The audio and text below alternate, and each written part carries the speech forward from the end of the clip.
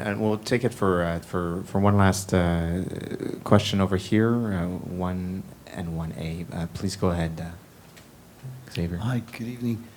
What has been the value of your experience? It's a bit to relate to the question before of peer-to-peer groups, of like self-supportive peer-to-peer groups. Have you found value in that? Have you participated in those? Are they exclusive? The reason I'm asking the question is that putting people into a box, or is that good for people to go through in dialogue and exchange? So I think in a large company, and like an employee resource group or something is helpful. The only issue that I've come across is which box do I go into, or which group do I go into? If I'm welcomed in different groups, it's fine. But there's only a certain amount of energy I have.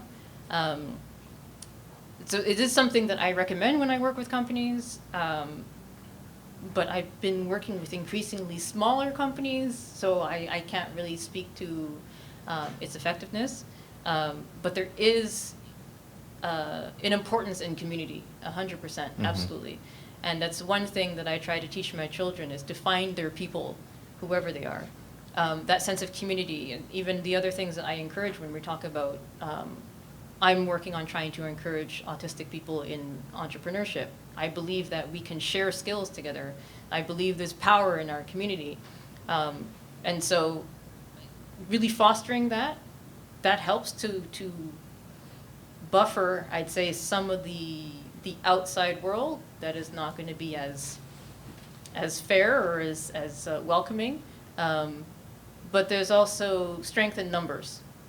So having a whole group of people address something in a business and say, hey, this is what we all need, might get things moving a little bit faster. But yes, I believe it is like a cruise ship. It is slow and leisurely, the way that things have been going.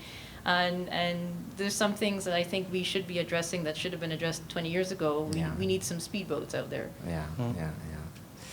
Well, thank you so much. Thank you, everyone.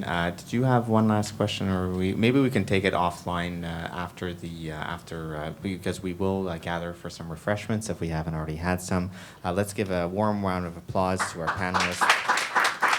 Thank you so much.